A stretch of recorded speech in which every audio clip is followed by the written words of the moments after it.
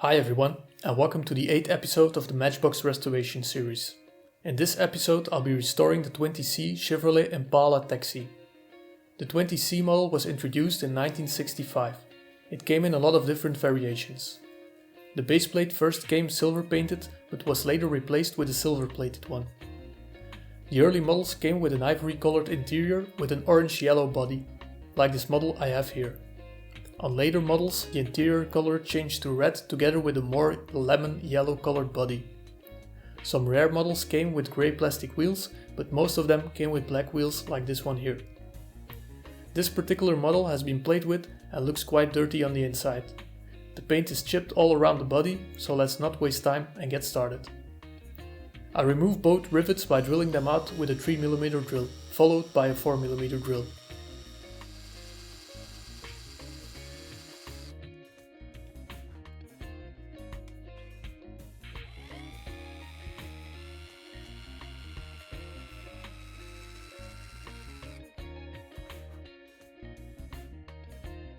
All goes well, up to the point I clearly see that the base should come loose from the body.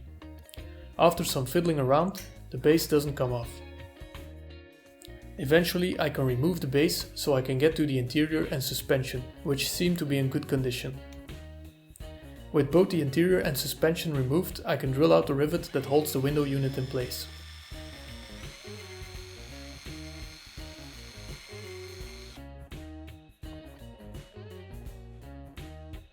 Whoops, there it goes.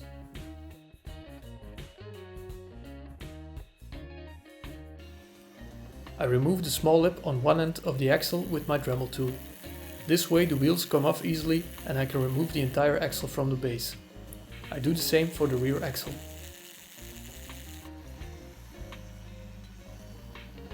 Some of you probably already noticed, but when trying to remove the base, a small part of the base has come off.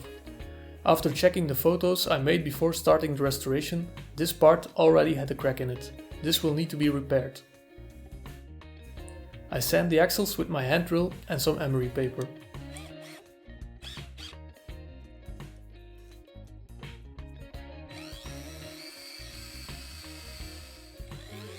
The end of the axle gets sanded too, so it looks like new again.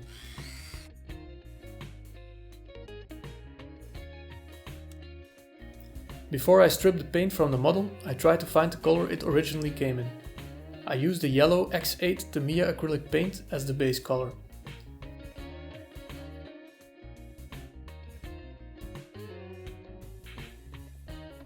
To get the orange-yellow color, I add a drop of red X7 Tamiya acrylic paint.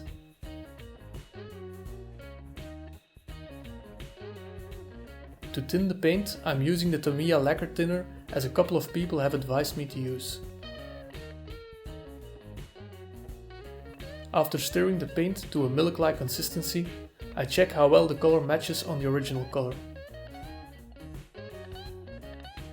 It still looks too yellow, so I add some more red paint to the mix.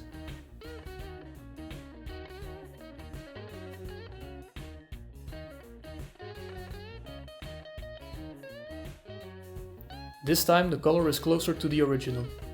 It looks brighter when I'm applying it on the model, but considering it hasn't been washed and the paint dries a bit darker, I think it's fairly close to the original color. For this restoration I'm going to use the caustic soda paint stripping method. I simply put the model in a glass jar and add some boiling water.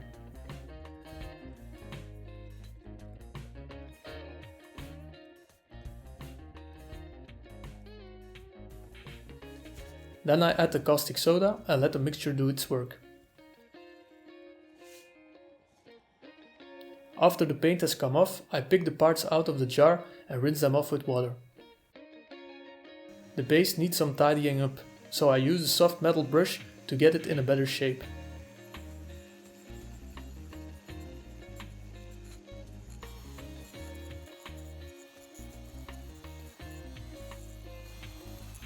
Especially the front and rear bumper details come back to life when using this method.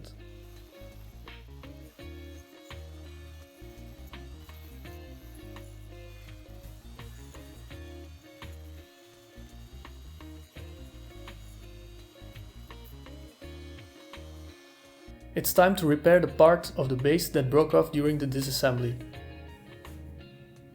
It's a good reminder to be more gentle when trying to get the base off, but for now I'll just have to try and fix it as good as I can. I'm using the same method as I used on the horse box in episode 7, combining superglue and baking soda. One of my subscribers told me that I should look for another type of superglue that is thinner than the one I'm using here. This way the baking soda method would work a lot better. Other subscribers also advised me to use 2-part epoxy putty. I'll be looking into this advice and maybe try it in a future restoration.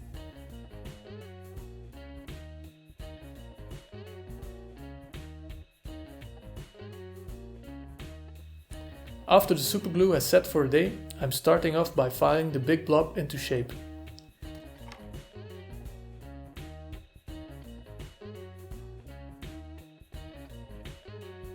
This turns out to be quite time consuming, but I think it's the only way.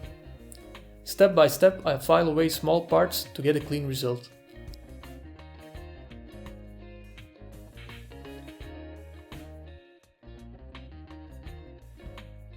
While reshaping the base, I measure the new part and compare it to the other side of the rear bumper.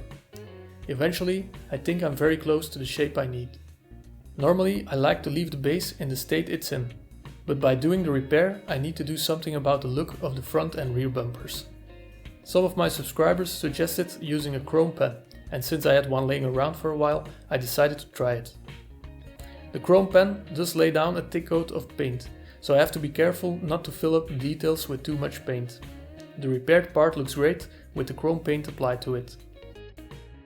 I also paint the front bumper to match the color of the rear one. Although I'm repainting the bumpers, I do want them to look a bit more original, rather than painted. That's why I use a small brush to go over the paint.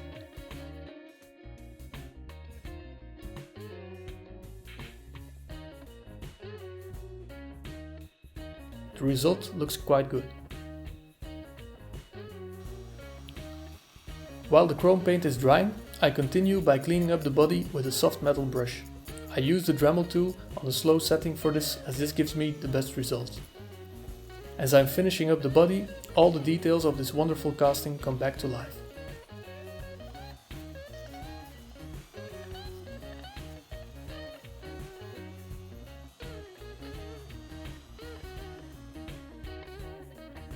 As you might have noticed, the rear has a nasty bump in the casting, which I'll try to file and sand off. First I try to sand it with a piece of emery paper, but then I switch over to my file.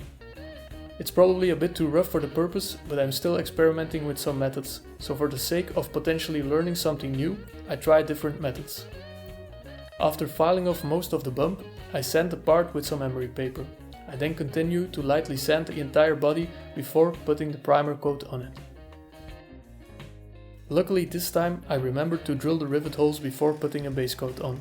As many subscribers suggested, I shouldn't be drilling into my fingers. I'm trying to drill the rivet holes with my drill press.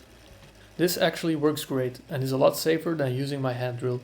People who follow the community tab on my YouTube channel will recognize this shot as I posted it as a review of this restoration video.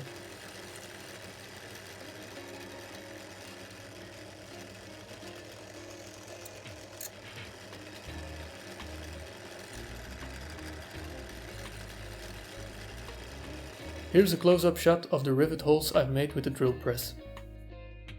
Sweet. I tap a thread in the rivet holes using a 2mm tap I got from Hobby King.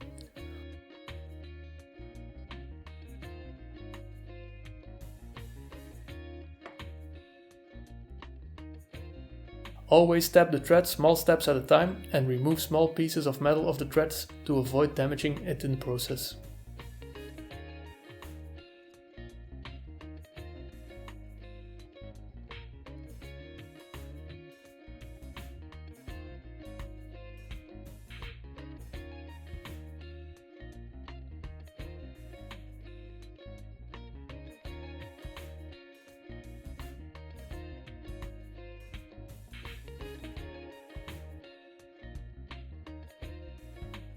When all the preparations are done, it's time to put a base coat on the body.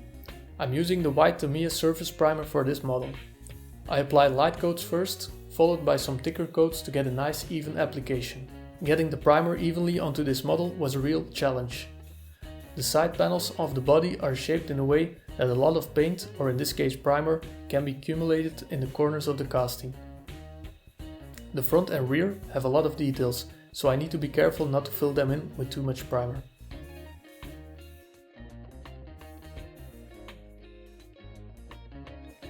While the base coat is drying, I take the time to clean the interior. It looks like the dirt will come off easily with some hot soapy water.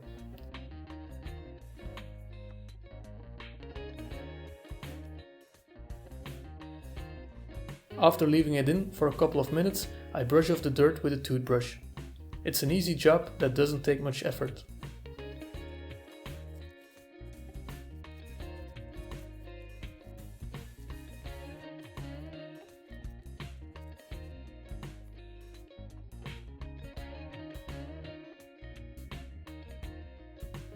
The window unit is next.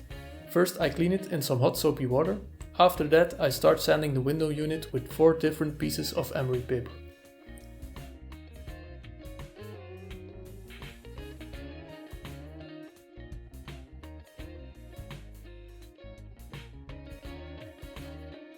Each next piece of emery paper has a finer grit, so when I've gone through all of them, I should have a nice finish. The last part consists of polishing the window unit with a cotton bud and some metal polish. This gives it back its shine.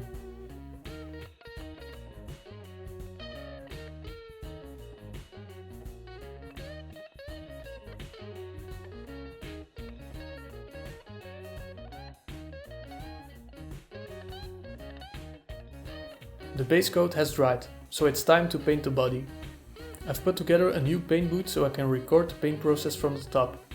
I start off with a light coat, followed by some thicker coats of paint. The orange-yellow color only starts to show after a couple coats of paint.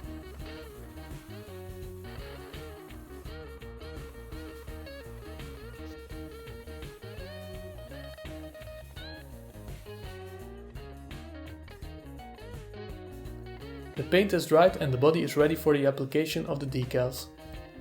This taxi only has one decal, the red word taxi that goes on the hood. While I put the decal in some water, I apply micro set on the area where the decal will sit with a brush.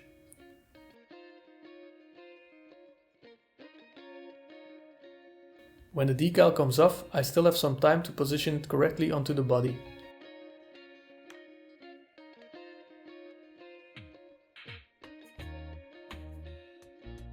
When I'm happy with the result, I gently push away the leftover liquid from under the decal so it sets onto the body.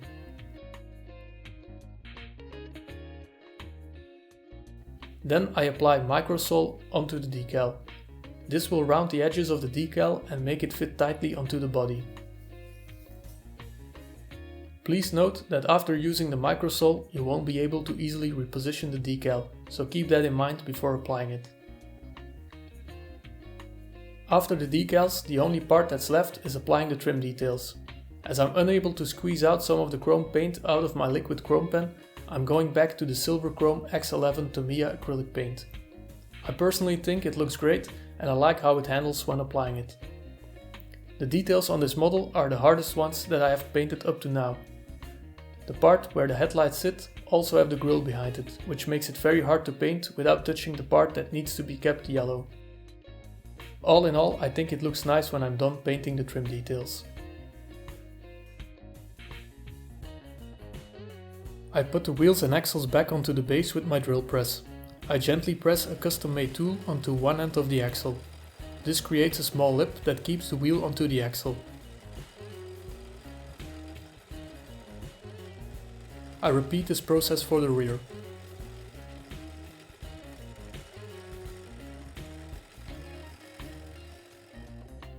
Now that all parts are taken care of, it's time to put the model back together. I start by putting the window unit back into place.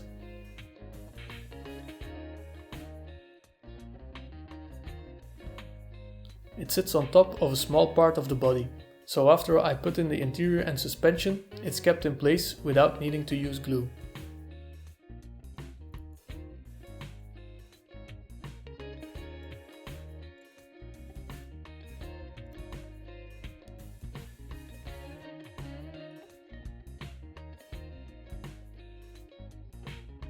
I finished the assembly of the model by putting 2 countersunk screws into the rivet holes to secure the base onto the body.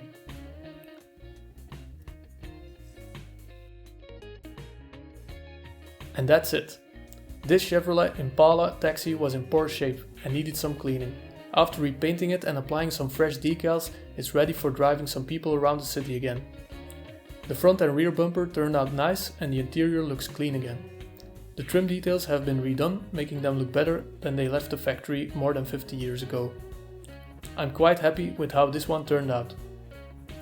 Please let me know what you think and hit the subscribe button to get notified when I'm uploading a new video.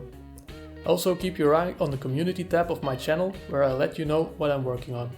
If you'd like to have some more exclusive insights and previews of my next restorations, please join me on my Patreon page. And as always, thank you for watching.